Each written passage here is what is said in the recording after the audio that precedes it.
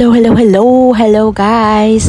At dito na naman tayo, iikot-ikot na naman ako ngayong araw na ito.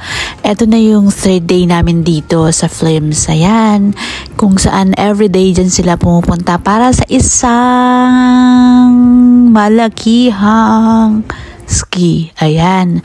Alam mo, lahat mo nakikita mo yan sa bundok na yan. Sa likod niyan, dun yung napakalaking ski. Ang dami-dami kung saan iba't ibang lugar pumupunta dito, iba't ibang country tulad namin, 'di ba? Napadpad dito para lang mag-ski. O 'di ba, yayamanin ng lola mo. Sabit lang naman ako, guys. Ayan.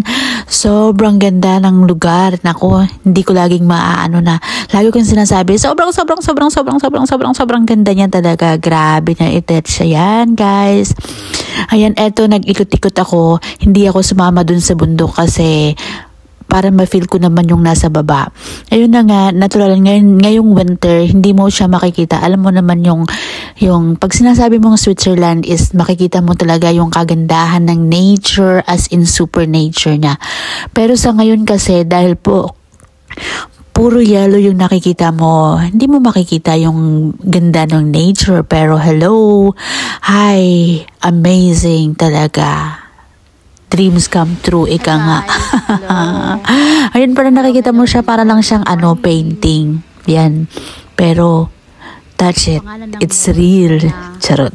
Oo, guys. Nako, parang mas gusto ko nang manirahan dito. Parang ayoko nang umuwi. Ay, ikaw na. Ayan, sana naman makakabalik ako dito. Kailan kaya ako makakabalik ulit dito? Ayan, pero alam mo ba, hindi pa. Sobrang ganda niya talaga. Grabe. Tsaka feeling ko ako lang naglalakad ditong Pinay. Walang iba. Puro sila matatangkad. Grabe na ito. Ayan. Basta tinutur ko lang kayo. Ayan, diba?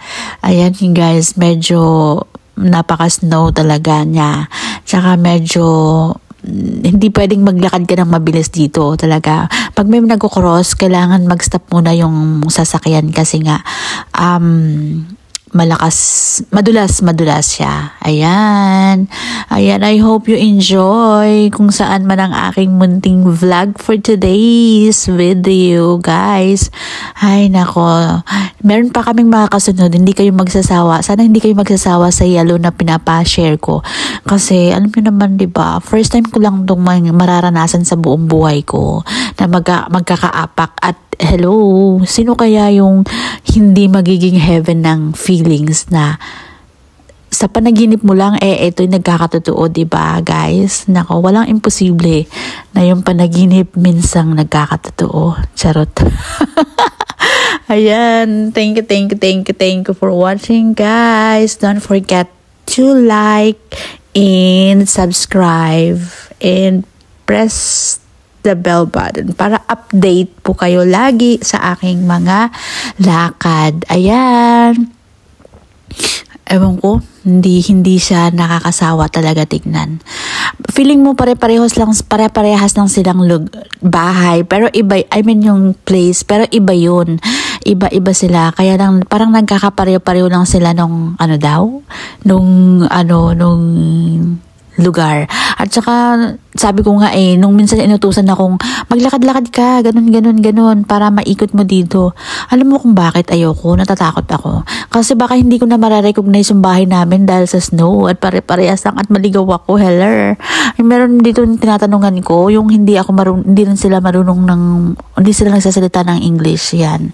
Kasi one time bumili ako dun sa may groceries, kasi pag bibili ka, halimbawa isang onions lang, tapos i-weigh mo siya, tapos ikaw yung titignan mo dun kung ilan ba, halimbawa 0.9, ganun, tapos ikikiluhin mo yun, tapos dadalhin mo dun sa counter, walang mag-aasa sa'yo. So meron akong tinanungan na isang babae, sabi niya ganun, hindi siya English dahi. Kaya yun, nagsariling sikap yung lola mo. Ayan, 'di ba? Pero kahapon pumunta na ako dyan sa likod ng bundok na yan. Ayun, yung sobrang lakas ng snow. Ayan, pero ngayon hindi nagkakaroon siya ng snow kasi nga lumakas na kahapon mula madaling araw hanggang hapon nag-snow talaga siya. Ayan, dito ang galing kasi habang yung nag-i-snow tapos lahat talaga meron talagang naglilinis agad-agad sa kalsada. Kaya hindi rin mahirap or sa mga nagbabiyahe yung ganyan. Ayan guys, parang alam mo kung pwede lang magstay dito. Parang gusto ko na magstay dito. Kaya lang hindi pwede. Sabay ganun eh. Oo, nako, sabi ko sa'yo eh. Ayan guys. Feeling ko mas ma-appreciate ko pa dito kaysa dun sa kung sakali man pupunta kami ng city na nadadaanan namin na kahapon. Parang ang ganda dito eh, kumpara dun sa city. Ang tahimik, tapos ang aga namin natutulog. Ay nako, diba? Ayan, thank you guys for watching. Sana hindi kayo magsasawa sa kasubaybay sa akin. Ayan. Snow pa more. It's my first time here in Switzerland. O, diba? Parang Miss Universe lang ang dating. Hay nako. Okay na. Sige na. Ikaw na yung nakarating dyan. Sabi ganun eh. Alam mo, pero I'm so grateful and thankful talaga. Oo, diba? Parang bihira mangyayari yon. Kaya I'm so thankful sa lahat ng nangyayari sa buhay ko. Ganon. Ayan. Salamat po. At meron pa po itong kasunod ulit. Hindi ko alam kung hanggang kailan ko isi-share ang first time na snow na nangyari sa buhay ko. Ay, pasensya na po Oo, ganun talaga. Pag first time mo, medyo na-excite ka at na-overwhelm ka masyado. Ganyan. Ayan, salamat. Have a nice day, everyone. Thank you for watching my vlog. Ayan, tapos, mag-enjoy tayo lagi. Kung ano man nangyayari sa buhay natin, ganun. Ganun talaga. Sa susunod na punta ko to, marunong na ako yung mag-ski. Kailangan ko pag-aralan yun. Ambisyosa. Ambisyosa talaga ako. Oo, totoo yun. Gusto kong magiging Kasi pag dito ka nakatira, parang required mo lahat. Marunong kang mag-ski, marunong kang mag-skate. Ayan, dahil kung wala nga ka, ay, totoo. Yung mga bata, yung mga 2 years old pa lang, nakikita mo na dun sa bundok, nag-i-ski sila. Kasama yung mga magulang nila. Di ba? Ay, nako. Grabe ang feelings ng lola mo. Ayan guys, nako. Salamat na ng marami sa inyo. Don't forget to subscribe. Bye!